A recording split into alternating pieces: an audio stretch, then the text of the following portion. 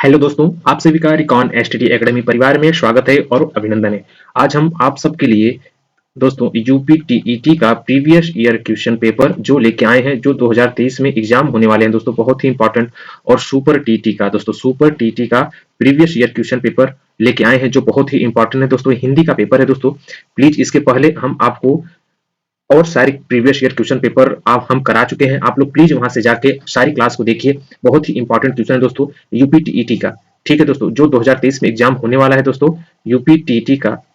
ठीक है, जो हिंदी का क्वेश्चन पेपर है दोस्तों, बहुत इंपॉर्टेंट। प्लीज आप लोग वीडियो को अधिक से अधिक शेयर कर दीजिए, लाइक कर दीजिए और सब्सक्राइब कर दीजिए। ठीक है, आइए आज का पहला क्वेश्चन देखते हैं। आज का पहला क्वेश्चन क्या है? वर्तनी के अनुसार शुद्ध शब्द का चयन कीजिए। वर्तनी के अनुसार दोस्तों शुद्ध शब्द का चयन कीजिए। पूजनीय, पूजनीय, पूजनीय, पूजनीय। इसमें दोस्तों वर्तनी के अनुसार शुद्ध शब्द पूजनीय होता है। क्या होता है? शुद्ध शब्द पूजनीय होता है। तो हमारा आंसर क्या हो जाएगा दोस्तों? पूजनीय। और पूजनीय, पूजनीय और पूजनीय, ये सब शब्द क्या है दोस्तों? ये सब तीनों शब्द क्या है? अशुद्ध है। क्या है दोस्तों? अशुद्ध है। ठीक है, ये सब तीनों शब्द क्या है दोस्तों? अशुद्ध है। ठीक है, आइए अगला क्वेश्चन देखते हैं। जिसका जन्म पहले हुआ हो, जिसका जन्म पहले हुआ हो, इसके लिए एक शब्द जो उपयुक्त हो लिखित है। अनुज, अग्रज, द्विज, सर्वज्ञ। तो जिनका जन्म पहले हुआ हो उसके लिए एक शब्द अग्रज है। क्या है दोस्तों? अग्रज। तो हमारा आंसर क्या हो जाएगा दोस्तों? अग्रज होता है। ठीक है, और जिसका जन्म बाद में हुआ हो उसके लिए अनुज होता है। अनुज किसके लिए? अनुज किसके लिए होता है दोस्तों? जिनका जन्म बाद में हुआ हो। ठीक है, जिनका जन्म बाद में हुआ हो। ठीक है दोस्तों, जिनका जन्म बाद में हुआ हो। ठीक है, प्लीज आप लोग वीडियो को अधिक से अधिक शेयर कर दीजिए, लाइक कर दीजिए, सब्सक्राइब कर दीजिए। जो चीजें न समझ में आए आप लोग कमेंट बॉक्स में कमेंट करके मुझसे पूछ सकते हैं, मैं उसका आंसर दूंगा। ठीक है, अगला क्वेश्चन देखते हैं दोस्तों। और सर्वज्ञ, यहां भी बता दूं, सर्वज्ञ किसके लिए होता है दोस्तों? तथा सब कुछ जानने वाले को सर्वज्ञ कहते हैं। सर्वज्ञ किसको कहते हैं? सब कुछ जानने वाले को। सब कुछ जानने वाले, सब कुछ जानने वालों को सर्वज्ञ कहते हैं। ठीक है, तथा दो बार जन्म लेने वाले को द्विज कहते हैं। द्विज किसको कहते हैं दोस्तों? दो बार जन्म। प्लीज आप लोग इसको अच्छे से नोट्स कर लीजिएगा। ठीक है, दो बार जन्म लेने वाले को, ठीक है, दो बार जन्म लेने वाले को द्विज कहते हैं। ब्राह्मण, दांत, पक्षी द्विज में आते हैं। ठीक है दोस्तों, ब्राह्मण, दांत और पंछी द्विज में आते हैं। ठीक है, अगला क्वेश्चन देखते हैं। वर्तनी के अनुसार शब्द का शुद्ध रूप चुनिए। वर्तनी के अनुसार दोस्तों शुद्ध शब्द पुरस्कार होगा। क्या होगा? पुरस्कार। हमारा आंसर क्या हो जाएगा दोस्तों? पुरस्कार। ना ही पुरस्कार होगा, ना ही पुरस्कार होगा, ना ही पुरस्कार होगा। ठीक है, तो पुरस्कार। ठीक है, अगला क्वेश्चन देखते हैं। सजावट शब्द का प्रत्यय है। सजावट शब्द में सजावट, तो सजावट में क्या लिखा है दोस्तों? आवट। आवट, सजावट, आवट आ रहा है तो आवट प्रत्यय है दोस्तों। शब्द के पीछे जो अक्षर या अक्षर समूह लगाया जाता है उसे प्रत्यय कहते हैं। तो आवट। हमारा आंसर क्या हो जाएगा दोस्तों? आवट हो जाएगा। ठीक है, अगला क्वेश्चन देखते हैं। लड़का पेड़ से गिरा, उपयुक्त वाक्य कारक बताइए। सपदान कारक, अपादान कारक, कर्म कारक और करण कारक। यह कौन सा हो जाएगा दोस्तों? अपादान कारक। ठीक है, हमारा आंसर क्या हो जाएगा? अपादान कारक। ठीक है, हमारा आंसर क्या हो जाएगा दोस्तों? अपादान कारक हो जाएगा। ठीक है, लड़का पेड़ से गिरा, अपादान कारक हो जाएगा। अलगाव की स्थिति में अपादान कारक होता है। कारक के दोस्तों कितने भेद होते हैं? कारक के 8 भेद होते हैं। कर्ता मैं पिछली क्लास में बता चुका हूं दोस्तों, आप लोग वहां से जाके देख लीजिएगा। कर्ता जो होता है दोस्तों ने का प्रयोग होता है। कर्म को करण से होता है। संप्रदान के लिए होता है। अपादान से अलगाव के लिए होता है। संबंध का, की, के, रा, रे से होता है। अधिकरण में पय, पर, संबोधन, हे, अरे, अजी आदि होता है। ठीक है, अगला क्वेश्चन देखते हैं दोस्तों। मैं यहाँ बता दे रहा हूँ, संप्रदान कारक जो होता है दोस्तों के लिए होता है। के लिए होता है। ठीक है, संप्रदान कारक के लिए होता है। और कर्म कारक, कर्म किसको होता है दोस्तों? को के लिए होता है और करण से होता है। ठीक है, अगला क्वेश्चन देखते हैं। चौराहा कौन सा समास है? बहुब्रीहि समास, द्विग समास, द्वंद्व और तत्पुरुष। चौराहा शब्द में दोस्तों द्विग समास है। कौन सा दोस्तों? द्विग समास। हमारा आंसर क्या हो जाएगा दोस्तों? द्विग समास हो जाएगा। ठीक है, चौराहा का विग्रह है चार राहों का समाहार। क्या होगा दोस्तों? चार राहों का समाहार। जिस समास में पूर्व पद संख्यावाची हो उसे द्विग समास कहते हैं। ठीक है, जिस समास में पूर्व पद संख्यावाची, पूर्व पद क्या हो दोस्तों? पूर्व पद संख्यावाची। ठीक है, संख्यावाची, पूर्व पद संख्यावाची हो, ठीक है, उसे हम लोग क्या कहते हैं? द्विग, द्विग समास, द्विग समास कहते हैं। ठीक है, अगला क्वेश्चन देखते हैं दोस्तों। पुत्र का पर्यायवाची शब्द नहीं है। पुत्र का पर्यायवाची शब्द नहीं है। तनय, आत्मजा, सुता, दुहिता। तो क्या हो जाएगा दोस्तों? तनय। हमारा आंसर क्या हो जाएगा दोस्तों? तनय। तनय पुत्री का पर्यायवाची शब्द नहीं है दोस्तों। पुत्री के पर्यायवाची शब्द सुता भी है। सुता दोस्तों पुत्री का पर्यायवाची है। और इसके बाद आत्मताजा भी है और दुहिता भी है। ये सब क्या है दोस्तों? पुत्री के पर्यायवाची है। पुत्री के पर्यायवाची हैं। ठीक है दोस्तों, क्या है सब? पुत्री के पर्यायवाची। बेटी, तनुजा, तनया आदि। जबकि तनय पुत्र का पर्यायवाची है। ठीक है, तनय दोस्तों किसका पर्यायवाची है? पुत्र का। तनय किसका पर्यायवाची है? पुत्र का। पुत्र के पर्यायवाची शब्द बेटा, सुत, आत्मज, तनुज होता है। अगला क्वेश्चन देखते हैं, निम्नलिखित में से कौन सा शब्द कमल, क्या दोस्तों कमल का पर्यायवाची शब्द नहीं है? सरोज, सलील, अरविंद, पंकज। तो कौन नहीं है दोस्तों? सलील। हमारा आंसर क्या हो जाएगा दोस्तों? सलील। कमल का पर्यायवाची शब्द दोस्तों अरविंद भी है, ठीक है, पंकज भी है, ठीक है, और सरोज भी है, ठीक है। ये सब तीनों क्या दोस्तों? ये सब पर्यायवाची हैं किसके? कमल के, ठीक है, कमल के पर्यायवाची हैं, पर्यायवाची है दोस्तों, ठीक है। और सलील जल का पर्यायवाची। सलील किसका दोस्तों? यह जल का पर्यायवाची। किसका दोस्तों? जल का पर्यायवाची है, ठीक है। सलील किसका पर्यायवाची है? जल का पर्यायवाची है, ठीक है। अगला प्रश्न देखते हैं, जिसकी मति झट से सोचने वाली हो के लिए एक शब्द होगा। कुशाग्र बुद्धि, तो द्रुतगामी, प्रत्युत्पन्नति, दूरदर्शी। तो जिसकी मति झट से सोचने वाली हो के लिए एक शब्द होगा प्रत्युत्पत्तमति। ऑप्शन हमारा बी हो जाएगा, ठीक है। अगला क्वेश्चन देखते हैं, जिसकी बुद्धि कोष के अग्र नोक की तरह पैनी हो वह कुशाग्र बुद्धि होता है। कुशाग्र बुद्धि किसके लिए होता है दोस्तों? जिसकी बुद्धि कोष के अग्र नोक की तरह पैनी हो उसे कुशाग्र बुद्धि, तथा वह जिसकी दृष्टि दूर तक जाए के लिए एक शब्द दूरदर्शी होता है, ठीक है। अगला क्वेश्चन देखते हैं, निर्गुण शब्द का संधि विच्छेद। तो निर्गुण का संधि विच्छेद निह प्लस गुण होता है। निह प्लस गुण, ऑप्शन हमारा क्या हो जाएगा? ऑप्शन हमारा सी हो जाएगा, ठीक है। निह प्लस गुण होगा। विसर्ग के साथ स्वर या फिर व्यंजन के मेल से जो विकार होता है उसे विसर्ग संधि कहते हैं। क्या कहेंगे? विसर्ग संधि कहते हैं। यदि विसर्ग के पहले अ और आ को छोड़कर कोई दूसरा स्वर आए और विसर्ग के बाद कोई स्वर हो या किसी वर्ग का तृतीय, चतुर्थ या पंचम वर्ण हो अथवा य, र, ल, व हो तो विसर्ग के स्थान पर र हो जाता है। हमारा आंसर क्या हो जाएगा दोस्तों? ऑप्शन सी हो जाएगा, ठीक है। अगला प्रश्न है, निम्नलिखित शब्दों के लिए विकल्पों में तत्सम शब्द का चयन कीजिए। कलश, कलश, कलश और कलश। यह आंसर क्या हो जाएगा दोस्तों? कलश। हमारा आंसर क्या हो जाएगा दोस्तों? कलश हो जाएगा, ठीक। कलश तत्सम शब्द का उदाहरण है। संस्कृत के वे शब्द जो बिना किसी परिवर्तन में के हिंदी में प्रयुक्त होने लगे तत्सम कहलाते हैं। क्या कहलाते हैं? तत्सम कहलाते हैं, ठीक है। अगला क्वेश्चन देखते हैं, निम्नलिखित वाक्यों में से शुद्ध रूप चुनिए। तो हमारी आयुष्मती कन्या का विवाह होने जा रहा है दोस्तों। शुद्ध वाक्य है कन्या या पुत्री के लिए आयुष्मती।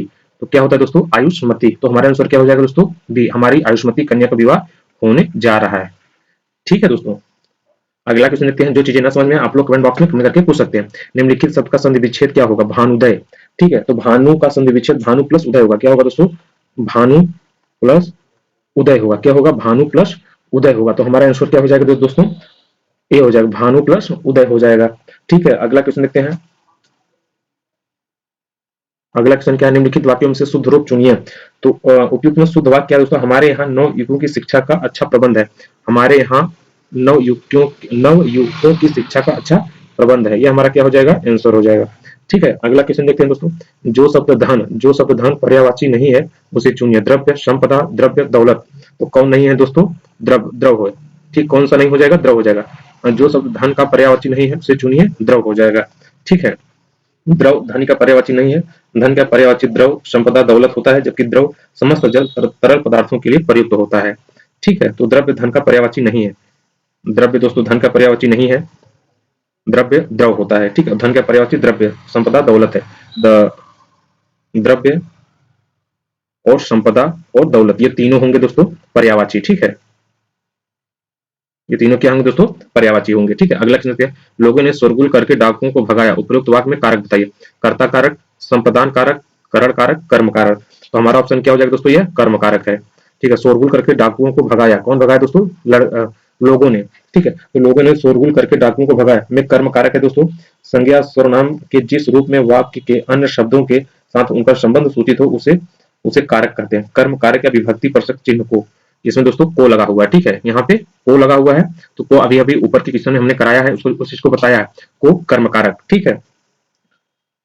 मैं यहाँ पे बता दूं, को कर्म कारक दोस्तों कर्ता, कर्म, करण, संपदान, अपादान, संबंध, अधिकरण, संपोधन, ठीक है। अगले क्वेश्चन देखते हैं, घुड़सवार शब्द निम्न में से क्या है? रूढ़ शब्द है, यौगिक शब्द है, योग रूढ़ शब्द है, निरर्थक शब्द है। तो क्या है दोस्तों? यौगिक शब्द है। हमारा आंसर क्या हो जाएगा दोस्तों? यौगिक शब्द हो जाएगा, ठीक है। घुड़सवार शब्द यौगिक शब्द है, ऐसे दोस्तों जो दो शब्दों के मेल से बनते हैं, ठीक है। अगला क्वेश्चन देखते हैं, अजाय अजाय बघर है देशी शब्द, विदेशी शब्द, तत्सम शब्द, संकर शब्द। तो क्या है दोस्तों? संकर शब्द। हमारा आंसर क्या हो जाएगा दोस्तों? संकर शब्द। अजाय बघर संकर शब्द है, जो भिन्न भाषाओं के योग से बने शब्द संकर शब्द कहलाते हैं। इसमें अजायब अजायब अरबी भाषा का शब्द है तथा घर हिंदी भाषा का संकर शब्द के अन्य उदाहरण है। टिकट घर, बम वर्षा, अदालत, घर आदि होते हैं। ठीक है, अगला क्वेश्चन देखते हैं। आचार का विलोम शब्द है अनाचार, अन्याचार, अनाचार, विचार। तो आचार का विलोम दोस्तों क्या होता है? अनाचार होता है। ठीक है, क्या होता है? अनाचार होता है। क्या होता है दोस्तों? अनाचार होता है। ठीक है, अगला क्वेश्चन देखते हैं। दुस्साहस शब्द का उपसर्ग चुनिए। दुस, दु, दुस। तो क्या हो जाएगा दोस्तों? दुस हो जाएगा। हमारे आंसर क्या हो जाएगा दोस्तों? दुस हो जाएगा। ठीक है, दुस्साहस शब्द का उपसर्ग क्या हो जाएगा दोस्तों? दुस हो जाएगा। ठीक है, दुस्साहस शब्द में दुस उपसर्ग लगा है। क्या दोस्तों? दुस उपसर्ग लगा है। उपसर्ग उस शब्दांश या अव्यय को कहते हैं जो किसी शब्द के पहले आकार उसका विशेष अर्थ प्रकट करता है। ठीक है, विशेष अर्थ क्या करता है? प्रकट करता है। अगला क्वेश्चन देखते हैं। जगन्नाथ किस संधि का उदाहरण? व्यंजन संधि, दीर्घ स्वर संधि, विसर्ग संधि या स्वर संधि। तो इसमें क्या हो जाएगा दोस्तों? व्यंजन संधि। हमारा आंसर क्या हो जाएगा दोस्तों? व्यंजन संधि हो जाएगा। ठीक है, जगन्नाथ व्यंजन संधि का उदाहरण है। व्यंजन से स्वर अथवा व्यंजन के मेल से उत्पन्न विकार को व्यंजन संधि कहते हैं। ठीक है, क्या कहते हैं? व्यंजन संधि कहते हैं। अगला क्वेश्चन देखते हैं। मोर का तत्सम शब्द होगा मौर, मोयूर, मयूर, मौर। तो हमारा आंसर क्या हो जाएगा दोस्तों? मयूर। हमारा आंसर क्या हो जाएगा? मयूर। मोर का तत्सम मयूर होगा, इसलिए विकल्प सही है दोस्तों। संस्कृत के वे शब्द जो बिना किसी परिवर्तन के हिंदी में प्रयुक्त होने लगे तत्सम शब्द कहलाते हैं। ठीक है, संस्कृत के वे शब्द दोस्तों मैं यहाँ बता दे रहा हूँ तत्सम। संस्कृत के वे शब्द जो बिना जो बिना किसी परिवर्तन जो बिना किसी परिवर्तन के हिंदी में प्रयुक्त होने लगे तत्सम शब्द कहलाते हैं। क्या कहलाते हैं दोस्तों? तत्सम शब्द कहलाते हैं। ठीक है, प्लीज आप लोग इसको अच्छे से नोट्स कर लीजिएगा। ठीक है, अभिशाप शब्द में उपसर्ग है। क्या दोस्तों? अभिशाप शब्द में उपसर्ग क्या है? अभी है। हमारे आंसर क्या हो जाएगा? यहाँ पे अभी हो जाएगा। अभी में अभिशाप उपसर्ग लगा है। अभिशाप में साप मूल शब्द है। जो साप है दोस्तों, शब्द क्या है? मूल शब्द है। ठीक है, क्या है? मूल शब्द है। ठीक है, अगला क्वेश्चन देखते हैं। वर्तनी के अनुसार शुद्ध रूप का चयन कीजिए। ईर्ष्या, ईर्षा, ईर्षा और ईरिषा। ठीक है, क्या हो जाएगा दोस्तों? ईर्ष्या हो जाएगा। हमारे आंसर क्या हो जाएगा दोस्तों? ईर्ष्या हो जाएगा। ठीक है, दिए गए विकल्प में वर्तनी का शुद्ध शब्द जो होता है दोस्तों ईर्ष्या, विकल्प ए सही है। अगला क्वेश्चन देखते हैं। चंद्रमा का पर्यायवाची शब्द चुनिए। चंद्रमा का पर्यायवाची क्या होता है? निशाकार, तरीण, निशाचर, कृषाणु। प्लीज आप लोग कमेंट बॉक्स में कमेंट करके बताइए। ठीक है, तो क्या हो जाएगा दोस्तों? निशाकर। चंद्रमा का पर्यायवाची क्या हो जाएगा दोस्तों? निकासर। ठीक है, चंद्रमा के अन्य पर्यायवाची जैसे चांद, चांद भी इसका पर्यायवाची है दोस्तों चंद्र। प्लीज आप लोग इसको नोट कर लीजिए। हिमांशु, ठीक है, सुधाकर, ये सब क्या है दोस्तों? चंद्रमा के पर्यायवाची हैं। राकेश और शशि, ये सब क्या है दोस्तों? चंद्रमा के पर्यायवाची हैं। और निशापति दोस्तों शब्द, जबकि तरीण सूर्य का, निशाचर राक्षस का है। निशाचर किसका दोस्तों? राक्षस का है। किसका है दोस्तों? राक्षस का है। ठीक है, और कृषाणु अग्नि का। कृषाणु किसका है दोस्तों? अग्नि का है। ठीक है, प्लीज आप लोग इसको नोट्स कर लीजिएगा। अग्नि का है। ठीक है, पर्यायवाची शब्द है। अगला क्वेश्चन देखते हैं। महादेव का पर्यायवाची शब्द चुनिए। महादेव का पर्यायवाची दोस्तों चंद्रशेखर होगा। क्या होगा? चंद्रशेखर। महादेव का पर्यायवाची क्या है दोस्तों? चंद्रशेखर होता है। क्या होगा दोस्तों? चंद्रशेखर होगा। ठीक है, क्या होगा दोस्तों? चंद्रशेखर होगा। और महादेव का अन्य पर्याय है दोस्तों, जैसे शिव, शिव भी होता है दोस्तों। ठीक है, शिव भी होता है, शंकर भी होता है और शंभु, शंभु होता है और चंद्रमौली भी होता है। जबकि गरुड़ ध्वज, नारायण, विशंभर, विष्णु के पर्यायवाची शब्द हैं। ठीक है, गरुड़, ये सब किसके हैं दोस्तों? नारायण, विशंभर, ये सब किसके हैं दोस्तों?